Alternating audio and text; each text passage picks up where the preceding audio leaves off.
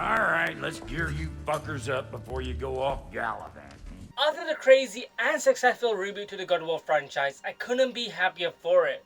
The God of War franchise has always been a part of me growing up. I loved it. The blood, the gore, the edgy boy Kratos shouting Zeus.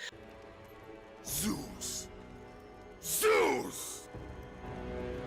Wanting to befriend him, being betrayed by him, and then wanting to kill him. It was great. Unfortunately, the original trilogy was a mindless gore fest with a story I couldn't care less about. I was also incredibly young, so I have no idea why I was able to play those games. But I did, and I stopped at 2, and I'm not too sure why. I never got a PS3 till years later, but I think it was because at that point I kind of just lost interest in the franchise. But during E3 2016, everything changed. Sony Santa Monica showed up with a brand new trailer for what I thought was gonna be a new IP. But as the trailer started to play, it was captivating. And out of nowhere, Kratos appeared. But he was different. He had a beard and the scars of his past still remained. The trailer just enraptured me. My hype level was through the roof. It sent shivers down my spine. It was like a memory was being unlocked as if it was being suppressed. I remember the first day I got God of War and how much I enjoyed my time with the game. I never got around to playing the third entry, but it was time. So that following year, at some point, I bought the PS3 collection, and as I did, I never ended up playing it. Instead, I watched a streamer play through it, and it was good. I enjoyed 3. While I know people don't like it for the story, I kind of dig the story. It was pretty dumb though, in some parts, very dumb. Anyway, knowing what happens in the third game, I felt ready for the reboot, which technically should have had a subtitle. It clearly was a sequel to 3 anyway. Moving on. As 2018 rolled around and God of War 2018 came out, I was having a blast with it. It was great. I love the new take on Kratos and his past. I love how they made him into a dad who has to go through a journey not only about how to be a father, but also how to let go of his past and accept who he is. And just about everything in 2018 was great.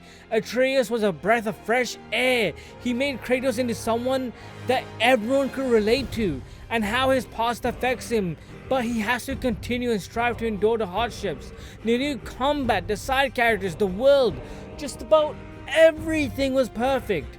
There were a few minor things I disliked, but overall it was great. And by the end of 2018, I was happy with where Kratos was. His future looked bright. It was as if fate gave him a second chance. And with the ending teaser for Ragnarök, I couldn't wait. I was excited. So, how is Ragnarök? Well, I don't know. On one hand, I love it, but on another hand, I hate it. The game is very confusing in what they wanted to do, but let's get into it. First, the story. God of War Ragnarök takes place years after the previous century, with the death of Baldur causing Fimbulwinter. Kratos and Atreus must journey to each of the 9 realms in search for answers, as Asgard's forces prepare for a prophesied battle that will end the world. The threat of Ragnarök grows ever closer, with the heroes journeying through the realms, reconnecting with old faces and kindling with new ones. And that's all I can say, because God of War Ragnarok's story overall is a mess. It's not that it's bad inherently, but because of how much the team wanted to add to this game and how many plot points there were, with them not really adding too much to the story's overarching plot, it just didn't feel right. But let's get into why I felt that way. There will be slight spoilers, just letting you know. I mean, this review is a month old now, so you should probably have played the game. If you haven't, then thanks, I appreciate it. Before that, we have to look at God of War 2018's plot. It was simple. Kratos and Atreus must go to the highest peak in all the realms, and that's it. That's all it was. There were contrivances, such as when they first meet Mimir, who tells them that Jotunheim is the highest peak. So even though the goal was the same, the journey is what changed. And through it, they had to fight and grow as people to get there. With Ragnarök, I don't know what the main plot is. It's like some characters couldn't make up their minds with what they wanted to do. With Ragnarök itself, some going we should do it, while others going no we shouldn't. And then with constant flip-flopping whether we are or we're not. And then you got the issue with prophecy and how they correlate to the story and how it factors into the plot. with how Kratos may or may not die during the events following, and then you got how some characters want to prevent it while others pursuing it. And then you have another subplot where the master Odin is after and how he wants to use it to gain information. This game just feels like a bad show with how they wanted to add so much to it. It was never clear what the sole objective was. In 2018, sure, you had to do a bunch of other stuff that took away from getting to the main plot, Boulder being the main determinant, but here I just don't know what the sole plot was. And with how much there was in this game, the way they resolved most of it felt extremely rushed. Like the writing team had concepts but couldn't execute them, as if some plots were going to continue into a third game, but knowing how video games take up to 5 years to come out, they decided to rush everything, and it ultimately made the game worse for it. Like, this game's story could have worked if it was split into 3 parts, but it being 2 felt like it was one big mess. Especially at the end, where all the conflicts come to a resounding neat package besides one that needs to be brought up in the next saga anyway. I think it's also because I played 2018 right before Ragnarök, so my expectations were way higher than most. I got a fresh perspective on what I believe the original story for Ragnarök was going to be, and I only say that because when playing 2018 there was a particular moment where the game struck me as strange when playing Ragnarök. I thought throughout 2018 that would have been brought up, but it never was. And when it was just kind of brushed over, when you would have thought it would have been a bigger plot point. And it sort of was, but it really wasn't. But hey, I'm not a writer or someone who even worked for Sony Santa Monica, so what do I know? Either way, despite the heavy jankiness that is the story, it was the characters that carried it.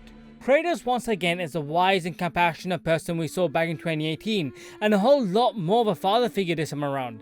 He's still learning the ropes, but he's become more soft-hearted than when we last saw him back in 2018. Seeing him as a character who was once filled with nothing but rage and violence, but now is wise and understanding, is fantastic.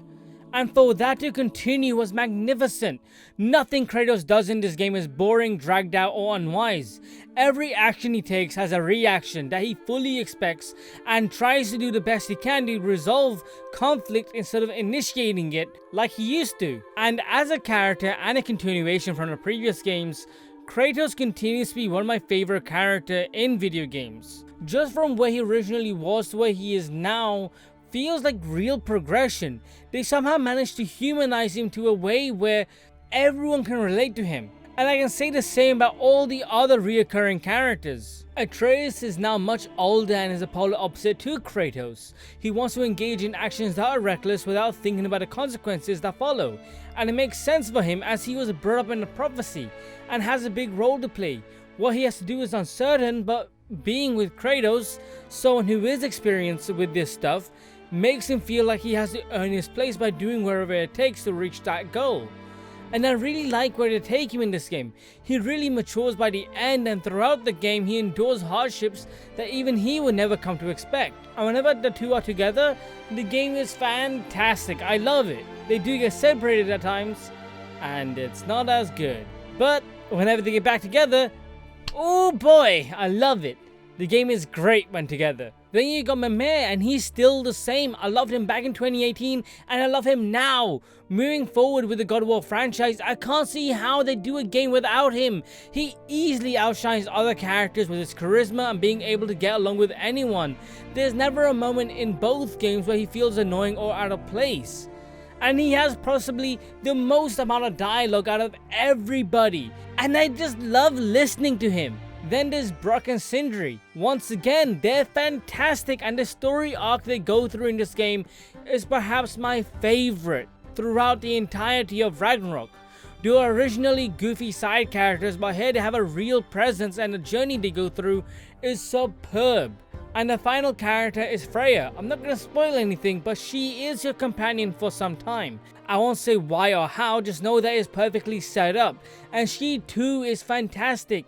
I love how they set her up in the last game and how they resolve that conflict. I do have some issues with it, but what they do with her character in this game makes logical sense. And the more you go through her sections and find lore throughout the world, the more you learn about her progress with the grief that she had to deal with. Although I do agree that it does feel a little too clean with what they do with her, but maybe that's something I can bring up later. Anyway, the rest of the cast are new, but most of them suck. I don't think I cared for half of them. They don't have the same charisma or banter that Kratos and friends have in the first game. That and how in the first game Mimir would tell these stories about the Asgard, but at some points you go there and it's completely different to what I imagined. And it takes away from certain characters. Like, it really feels like a switcheroo. But then when you play 2018, I remember some of the things that happened in that game, and for me, having 2018 so fresh in my mind, it felt very much like a juxtaposition. Continuing with the story and progression, you get to play as Atreus. His sections make the story feel worse than they already are. He plays fine and controls fine, but the people he meets and the way his story goes, it just feels very Disney-fied. Like, there are characters he meets and I'm just like, oh, so it's like this other game. And this character that he meets, I can guess where the story is going and I will be 90% correct. Whenever I'm playing as him, the game no longer feels like God of War but something else entirely. Thankfully his sections are short, aside from one that goes on for far too long, but he's not a bad character. He's easily one of my favorites, but his sections are honestly so dead. I don't ever want to replay them. He's a bit better in combat than Kratos, at least gameplay wise, but again his story segments are not great. He himself is fine in those segments, but it really does come down to the people he meets. They're not bad either, but they just don't feel like they belong here, especially as what occurred in the last game. The story as a whole for God of War Ragnarok is getting a 7 out of 10. It's not bad, but the overarching plot is muddy with characters never being able to make up what they want to do. And with the story, the mocap for this game is incredible. Holy shit, emotions are so visible. Seeing a character go from serious to quivering makes me feel emotional. It's crazy the way Sony Santa Monica managed to create emotions that look so real. I got goosebumps for how real characters were. And going back and looking through the footage, it's astonishing to me with how much you can miss with this game. Characters have very subtle movements with real body motion, bringing them to life. The amount of time and energy spent into these tiny details that no one will probably see shows how much the team must have loved creating this game. It's so incredibly well done. Regardless, outside of story, you got gameplay. And it's more or less the same as before with some caveats. Like, the new UI is completely trash. It's too much. There are parts of the UI where they could have taken away from what was existing and it would have been better. The first game had everything this game has outside of 2 or 3 new parts. But I guarantee you, if this was in the old game, they would have found a way to make it less cluttery. But I digress. The actual game for God of War Ragnarok is fantastic though. I love it. The exploration, the banter, the stories, the side quest. Just about everything is 10 times better than 2018, all in large part thanks to the set pieces. In God of War 4, you are set in Midgard to do everything, with some of the realms only being there so you can go back for a missed item or two. While Ragnarok features a wide variety of large and distinct realms, each with its own unique enemy placements and characteristics, alongside making the realms feel distinct to each other, next to the amount of side content you can do. In 2018, you could only interact with a few spectators through side quests, but in Ragnarok, you can interact with a wide range of characters and get to know them through the side quest. This game enhances the depth and immersion that was missing from the previous game. And one particular change for that comes from enemies you'll encounter. In 2018, you'll only engage with a limited amount of enemies in one specific area, and you would rarely encounter them again. In contrast, Ragnarok places enemies in locations that make sense, and adjusts them according to your current location, making the gameplay even more enjoyable. One particular issue from 2018 comes from how many ogres you fight. Why is every boss a troll? But with Ragnarok, you're fighting all different sorts of bosses, and it's great. I love it. It's so cool. Additionally, one issue I have with other character action games like DMC5 is that most of it feels like you're always in the same location. Sure, you might be somewhere else, but it's the same color scheme, set pieces, and just the same kind of environment. Nothing really changes. But with 2018 and Ragnarok, and especially Ragnarok, you're always moving, you're always seeing something new, you're always feeling like the last place you were in isn't anything like where you were currently.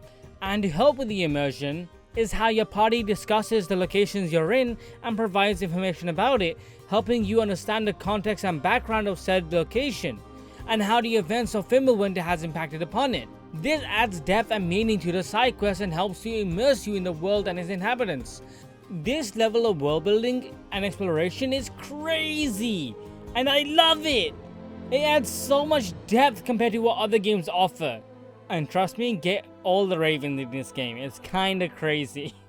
Anyway, and I really appreciate how the characters in this game are humanized through the responses and reactions to the world, as well as the comments on their past stories and how they relate to the present.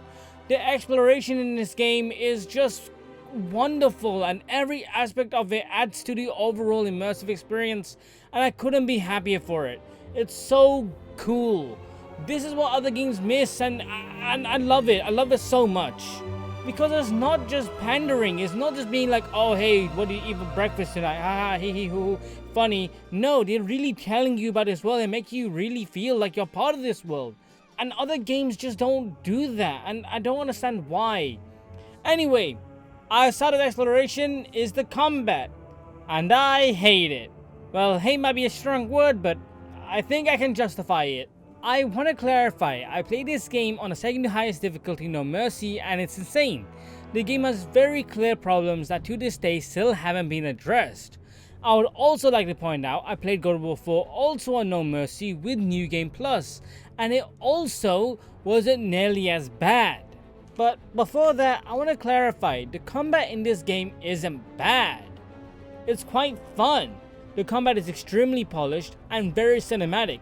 Everything flows well, and I like the quick snap when you weapon switch. I really enjoy some of the new changes to the combat by infusing some of the runic attacks from the previous game directly into the skill tree without having to use the runics at all. And the new runics that are available in this game are just as good as 2018, but I'll be honest when I say I kind of prefer a lot more of the 2018 ones than here. Even though they're almost the same, they're just not as good. Regardless, the amount of polish that went into the combat is extremely well done. Every attack feels visceral, and the way you do combos is great. The combat is very similar to the previous game, and this game improves upon it. While there are some issues with it, like the removal of hand combat, some of the new additions make up for it, at least in my opinion. And the new motion capture person for Kratos is incredible. You can feel the visceral attacks as Kratos swings away at his enemies. And some of the animations, oh boy, they are nasty. I love them. And I really appreciate the diverse range of enemies in this game. I love the appearance and behavior, and it makes sense that they will be found in the areas where you encounter them. They feel like they belong in the realms you visit, and there isn't a single moment where an enemy feels out of place. In contrast, 2018 was lacking with enemy variety, but this game more than makes up for it. And I enjoyed fighting all of the enemies besides one of them, which was pointless. And outside of Kratos' combat sections, you get to play as Atreus. He's also just as fun. He's quick on his feet, can deal way more damage, and is somehow more fun than both Horizon and Zelda when it comes to using the bow, which is sad. Like, come on guys! Especially you, Horizon, a game where you're mainly using a bow. Regardless, I really enjoy using him, although I do feel that his combat lacks the potential for creative combos. Other than that, there really isn't much to say. He's fantastic. But all of this only works on a balanced difficulty. Anything higher and the combat falls apart. Besides Atreus, he's still amazing. It's not that it's bad, it's just not as polished anymore. Playing this game on No Mercy showed me that no one properly playtested this game. But what's wrong with it? Well, the biggest issue with the difficulty is perhaps the most basic fundamental in any video game. No matter how complicated or simple, the most basic principle of enemies in any game is that they need to be scaled to the player character. Unless you're in an area in which you shouldn't be in, looking at you Dark Souls Silicons, this game does that to a degree but doesn't scale properly on the higher difficulties. And it almost feels completely inconsistent and non-existent, especially when you go onto the No Mercy or Gimme God of War difficulty. So, what does this game do to make me say that? Well, it will be easy for me to say it sucks, as enemies can inflict 45% of damage with one hit. And while that might be an issue, That's something to expect with higher difficulties in any game. Even the previous game the damage was high on No Mercy. The issue comes from the enemies themselves and the increased stun resistance. During the beginning of No Mercy, the game is fine, the enemies are scaled and playing through it felt natural. But slowly as you go through it, the game becomes harder by adding in new mechanics that detract from the gameplay, but also by giving enemies you encounter armor that negate attacks. And that should be fine, some enemies should have stun resistance, more so than others, and that's just how it is in every game, because it makes sense. But in this game, on the higher difficulties, every goddamn enemy has so much bloody stun resistance, it makes no sense. The amount of stun resistance enemies gain is incredible for a game that is supposedly a character action game. I can't do anything to various enemies because of how annoying the stun resistance is. When attacking someone, they can immediately brush off my attack, forcing me to back away and reconsider what I can do at that point. Because what can be done at that point? I could be in an advantage state where I could be doing a chain combo only for it to be interrupted by an enemy that just doesn't care. It's like my moves have no impact or weight behind them. Everything feels so weak, and it sucks because 2018 never had this issue. On top of that, what made this worse was that the game has no cancel animations for some moves. Like, for example, if you do a chain combo ending with a heavy attack or decide that your best course of action is to use a runic attack, you're then locked into an animation and can't get out of it until it's done. And because I'm playing on a difficulty where enemies can chip away 45% of my life with one attack, it makes these situations incredibly daunting. Half the time when in combat I have to run away because there's too many enemies after me and I can't risk finding them all as a group in the scenario that I'll get hit. Actually, no, forget that, I will get hit because of how close the camera is. The game is so hyper-focused on being a serious cinematic game but sacrifices the combat experience, and what I mean by that is I often find myself having to focus on 3 different elements at once, and what often gets me hit aren't the enemies I can see in front of me but rather the ones in the back, the one the game hides. And it's easy to argue against that as my man will shout, "Hey, there's someone behind you," but that's not a solution to the problem. They're treating the symptom but not the root cause. If the game has to constantly tell you to watch out, then it's clear that this is an issue with the camera or the player's visibility in combat. It's frustrating to rely on Mimir's warnings rather than being able to see and anticipate threats on my own. This issue with the camera and visibility undermines the overall combat experience and makes it more difficult to play efficiently. The only other game I can point to with God of War's new direction is the Batman Arkham series. In story missions, the camera is over the shoulder, but in the gameplay sections, the camera moves back because it understands you need to see the enemies on the screen. If I get hit in that game, I know it's my fault, but here, I will never criticize anyone. As not only do you have to watch out for the enemy in front of you, but the enemies around you, and then you have to watch out for the enemy's attack because they might do an unblockable, but also the arrow in which it points where the enemies are, which gets the direction wrong all the time as it might point in the general vicinity of the enemy, but not exactly where they are. And one problem for that is because the arrow can only point in an x-axis and not in a y-axis. It's more like a ring and not a sphere. Why it is, I have no idea. It's such a simple fix, but that's less of an issue compared to how some moves have animation cancelling and others don't. I cannot fathom why this was approved. And I understand that God of War 2018 had the same issue with no cancel animation, but God of War 2018 also didn't have crazy stun resistant enemies where they can interrupt my attack, at least not the jobbers. The only enemies that could have interrupted my attacks were the ones that made sense. Like in 2018 you got regular jobbers, but then when you fight an ogre or something bigger than that, there's resistance because it makes sense. Every game is like that. In the Arkham series you got regular jobbers, then you got jobbers with weapons, then you got those big Bane guys, and the way you take them out makes sense. Want another game? What about a whole new genre? Halo, you got jobbers like the grunts and the jackals, but then you got the brutes and elites. But guess what? No matter the difficulty, taking them out is the same way. They only deal more damage. So what the shit, Ragnarök? It's absolutely ridiculous how much resistance the enemies in this game have. And don't get me started on the lack of animation cancelling in the combat. It's like this game is intentionally trying to make things difficult for no good reason. It's so frustrating. It feels like I'm fighting against the mechanics rather than the enemies themselves. This game is just a mess when it comes to the combat, and it really ruins the experience for me. I can't believe how poorly designed it is. It's unacceptable. Again, on the higher difficulties, this game is a pure shit show on No Mercy and Give Me God of War. And you might be thinking, why not go to balanced since you're having such a hard time? Well, as someone who loved 2018 on No Mercy, with the type of combos I could pull off, as well as it made me feel awesome when I did them. But it was also incredibly challenging.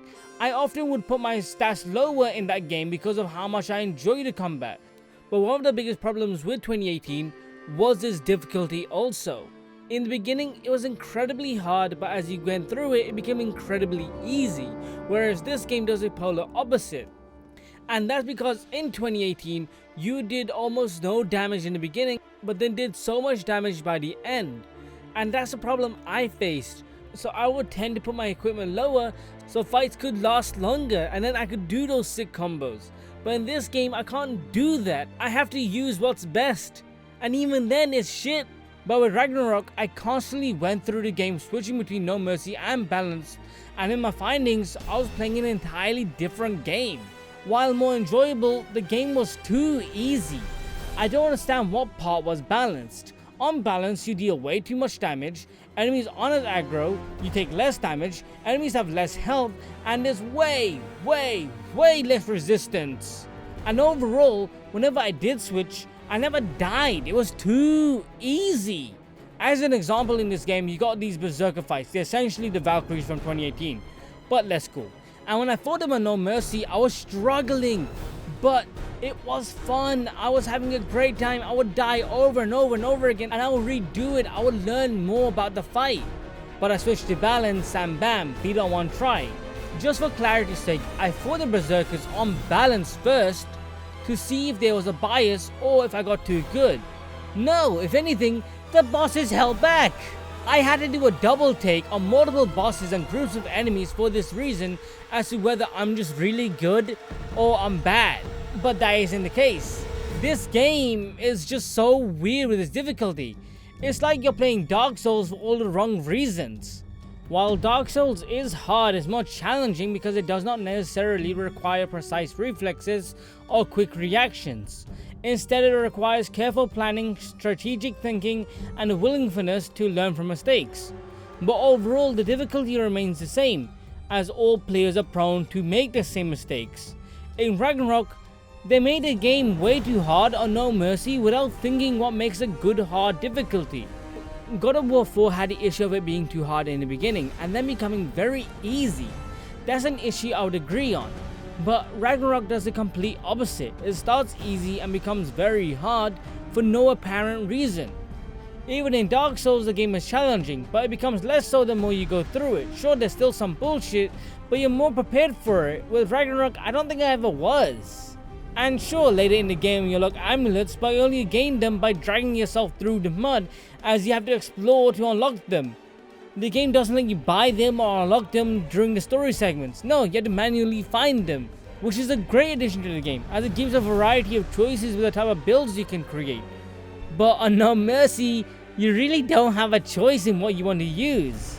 For me, I kept using less stun resistance on enemies, but even with them, they don't help all that much. On balance, they're great. I can create a build that shocks enemies and kills them with practically no effort, and it's amazing. And seeing what the community has been able to do with the amulets is crazy. It's just a shame you couldn't do them on the higher difficulties. Regardless, let's get into the next topic. And that's how inconsistent the cancel animations are, and the way you take damage. For example, some moves have invincibility, but others don't. To illustrate, as I stated before, when you do a runic attack, what happens is you're forced into a position where a cinematic will play out. But you can't do anything besides letting the animation finish. If you get hit by something, you will take damage. You cannot do anything. Is that perfectly clear? Because now when we look at the axe move Serpent Snare, which you can unlock very early on the game, is once again a move in which an animation that cannot be skipped. But the biggest difference is you have to strike an enemy before the full animation can play out. But when you do, like the runic attacks, you can't break out of it. Sure, you can move the camera like a runic attack, but you'll have to wait until the animation is done before you can do another action. So now you tell me, why is it that when enemies attack during the Super Snare move, no damage is taken, while when doing the runic attack, there is? They're almost the same exact length, and the Super Snare is stronger and better with no cooldown. At least with the runic attack, you have to wait every 90 seconds to use them. So you're going to be using the Super Snare a whole lot more. It's dumb and I don't get it, and that's just one example. There are a plethora of regular moves in this game where you cannot cancel the animation. You can cancel animations for basic light and heavy moves, but when doing a move like the backdash axe throw, why is that I can't cancel that? Especially as enemies in this game are bonkers with how they track. I don't even need to explain that one. Just watch the footage. Look how the enemy tracks you in slow motion. Watch how they turn. It's so dumb. I can honestly go on for another 30 minutes going over how inconsistent the moves are. And I will, but for now, you know what else sucks? In the very beginning of the game, the shield that you carried all throughout in the previous game breaks. So in this game, the solution for that is to have multiple shields that do separate things. At first I was annoyed that we had to get rid of the previous shield, as aesthetically it was the most pleasing and how good it was. But okay, fine. The devs want to try something new? Sure. It can't be that bad. Haha, I wish. No, they suck. The first two shields you obtain either can parry or block incoming yellow barrier attacks. The first shield I chose was the parrying one. I love parrying in almost every game if I get the chance to. Unless it doesn't make sense. But my god, the parrying in this game is pure shit. There's no justification for why it's so bad. And it ultimately comes back around to the problem I mentioned before. There's no cancel animation. And the amount of stun resistance enemies have make parry useless. Parry an enemy and watch how they flip around and ignore how they were just parried.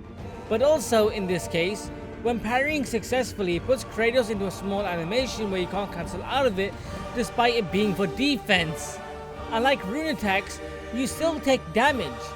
Why wasn't there any iframes when parrying successfully? It makes no sense. And while you don't need to worry too much about being attacked head on, as a pushback will occur, the same cannot be said for projectile attacks. They can still inflict damage for absolutely no reason. But what ultimately made me drop the parry shield were the bosses you'll encounter. So with regular enemies, you have to parry once for them to be stunned. But with bosses, they can issue a second, third, and fourth attack immediately with no repercussions. And they will do it quite often if they can get away with it. And if you manage to parry all incoming attacks, nothing really happens other than there's a white bar at the top you can see. And if you manage to get it all the way to the end, it'll do a massive amount of damage, and parrying helps with that. But on No Mercy, because of how aggro enemies are and how much damage you take, you'll be really careful when fighting. So that bar will eventually just go down incredibly fast until you can attack the boss again. I would argue that it would be better if the game had a animation like the first game where you would punch someone after you parry them, and then that should be a big damage number, but that isn't the case. But instead they just go about the day. So what the hell is the point of parrying anything? And if you mess up and get hit by an attack in a consecutive string, you don't gain any benefits. You'll have to do it all over again. At least with a game like Sekiro, if you mess up, progress isn't lost. But the idea that both bosses and jobbers have two different use cases for parrying is baffling. In Sekiro, a regular enemy can issue multiple attacks, so you'll be prepared for a boss fight. And in Dark Souls, parrying is also consistent throughout the whole game. Parrying is slow, but only needs to be done once to deal big damage against both regular bosses and enemies. So why does God of War Ragnarok decide that it would be best to have two different use cases? It is incredibly jarring. Almost every game I played, parrying is consistent, so you understand the mechanics for the bosses and the enemies you're going to be going up against. Parrying in this game is truly the worst parrying I've ever played. It's like they wanted to replicate the Souls formula and messed up so hard. And whoever designed this parry mechanic needs to take a closer look as to why FromSoft is successful. And I want to put this out there. I know that there are amulets to make the parrying better. But again, why do you have two different use cases for parrying? But also, parrying should just be good out of the gate if you're good with it, not with other additional bullshit. Like truly, the only reason why I'm so mad is because in God of War 2018, the parrying wasn't nearly as bad. The window was far more forgiving and I felt like I could parry when I needed to. And I messed up a lot as well. But when I did, a huge blast of energy came out, where not only did it do big damage, but it would also be a combo extender, whereas Ragnarök nerfed that for some reason. So now when you parry a projectile attack, enemies don't really go up into the sky, and you can't really do a combo extender onto them. Hell, you can't even do that to them when they're near you. Parrying in this game is just pure shit. In addition, I know that this game has a different parry shield, but that shield still has the same exact problem. It's just slightly better. Now, I get to talk about my favorite shield, the Stonewall shield. And it basically blocks the yellow attacks without having to do anything. Just pull it out and bam! No need to worry, it just works. It's so much better than the parry. One of the new moves the game introduces with the shields is shield bashing. Every shield has the same use case for it, but just a different animation. The main use for shield bashing is when enemies use their new blue ring attack. The only counter is the well shield bash, and by doing so it slows down the enemy and prioritizes your move instead. Even if the enemy has a head start, your attack will always come out faster. After bashing the enemy, it's then put into a stun state for you to deal extra damage to. And all of that sounds cool. It works well, and when it does, it's great. And depending on the shield, they all have a different use case for how to make the bash stronger. With the Stonewall, any regular attack as well as the yellow rings can be blocked. The Stonewall can only hold up to 5 attacks at its strongest bash, and when you do, it deals a great number of damage. But shield bashing comes with the issue of it being locked to the shield button, so you can't spam it, and because of how some moves have no animation cancelling, I would do it on accident on the account of panicking. Sometimes it works out well, but those moments are rare. But the bash has no animation cancelling, so you have to be careful when using it. And I wish that was it, but shield bashing is another problem the devs decided to implement but not solve, especially on the harder difficulties. Shield bashing isn't a move that's optional, rather it's a move where you're forced into using it, and that's because I don't know why. This one doesn't make any sense, it's confusing, because it's such an easy fix. So as the shield glows more, the more powerful it becomes. But the problem comes from how the game forces your hand to use it in scenarios where it's not ideal. So while the Stonewall can block everything when it's fully charged, it can no longer hold any more yellow attacks, and if you continue to block regardless, he's then put into a stun animation where, as you know by now, it's quite literally impossible to get out of. And it becomes incredibly difficult when fighting groups of enemies who refuse to use the blue ring and instead use everything else. Thankfully, in most cases, shield bashing is fine as it will stun the surrounding nearby enemies, but because of the animation, it's pretty scary as the only way for enemies to put into slow motion while using the bash is only if they use the blue attack. Otherwise, it's just a slow action that leaves you wide open. So I don't know what the best course of action is.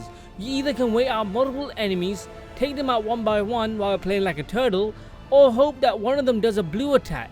Or if you prayed hard enough, you can hope that nothing kills you while you bash in the middle of the fight. This move becomes less of an asset and more of a burden the more I play. It's especially bad when fighting bosses, as some will refuse to do the blue attack outright, while also having extremely fast normals.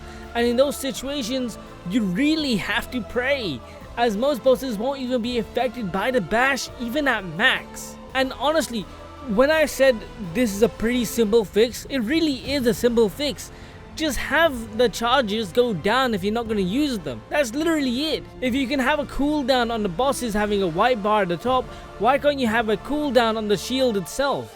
It doesn't make any literal sense. Outside of those issues, there are a few other shields you can gain, and I'm sure they have their own problems and use cases, but I didn't bother trying anything else as a stone wool seemed like the best one. And I just don't understand why they changed the shields at all. The previous game had it all figured out, it was perfect, but here they decided to change something that wasn't broken. And let's say for argument's sake that it was for a choice, I really don't get it, because with the previous shield, you could block or parry however you wanted, whenever you wanted. If you were good with parrying, you would use it, and if you weren't good with parrying, you didn't have to use it. And I didn't even mention how in this game you can upgrade your shield, making it better. And sure, you can make it better, but again, in the previous game, one shield was perfect. And one shield would be enough to upgrade throughout the whole game instead of two, because sometimes you don't have enough hack silver or the materials. So you have to take the risk of which one do you go for. I just find it really strange because I've never seen a game take away from something that was good. I understand they wanted to try something new, but this was not how you do it, Chief. Don't do this again, please. God, I'm begging you. And that's it. I have a few minor complaints about how the amount of damage you take is inconsistent to the health stones left behind, as they don't always fully restore the damage taken. It's strange that there are different types of health stones. It would be more convenient if you could just buy them and use them whenever you needed them. I don't know, I just think that's stupid, just let me buy them. Or hell, just do what Doom 2016 does with how you gain ammo and health. This is an issue I had with God of War 2018. If you are able to execute an enemy through an animation, then you should be able to gain more rage. But if you kill them during a normal combo, then you should gain health, or vice versa. But either way, that would make combat even better than it is. And that would solve the health problem with this game, with how much healing stuff they try to shovel into your face. But hey, that's an idea I hope they take. But that's not really a major complaint, so whatever. But a bigger issue is how with the gear you obtain, I don't like how they appear on Kratos. They're ugly. There was an outfit that let Kratos slow down time, but I hated it. So I didn't want to use it, but had to due to the slow-mo. Otherwise, I would have gotten rid of it way sooner. I wish you could transmog right away, but you have to fully upgrade an armor set before you can do that. And to do the transmog, you can only achieve it by the end of the game, as only then do you have enough materials and hack silver to actually fully upgrade an armor set. And this is just wild to me. Why include something you can only do towards the end of the game that hardly any players are gonna change? Why not include that in the very beginning? I mentally cannot understand this decision. Every other Sony game has allowed you to transmog Spider-Man, Horizon, Ghost of Tsushima, so why doesn't God of War let you do it? I don't understand. In addition to that, why wasn't Kratos able to create hazards? You can do it with puzzles, but not in combat. I wish you could, as you have both ice fire weapons as well as wind now. So the amount of creativity with the environments and the way in which you could use your weapons could have been way cooler. I honestly just wish they went full Yakuza where interactability is everything. Although that could be much harder considering this is more of a character action game than a beat 'em up, but still the point stands.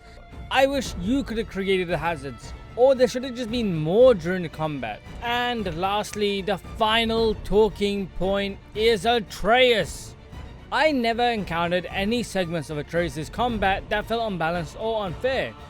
On the other hand, when I switch back to playing as Kratos, I feel more powerful, but also a bit disappointed because the rest of the game feels more restrictive.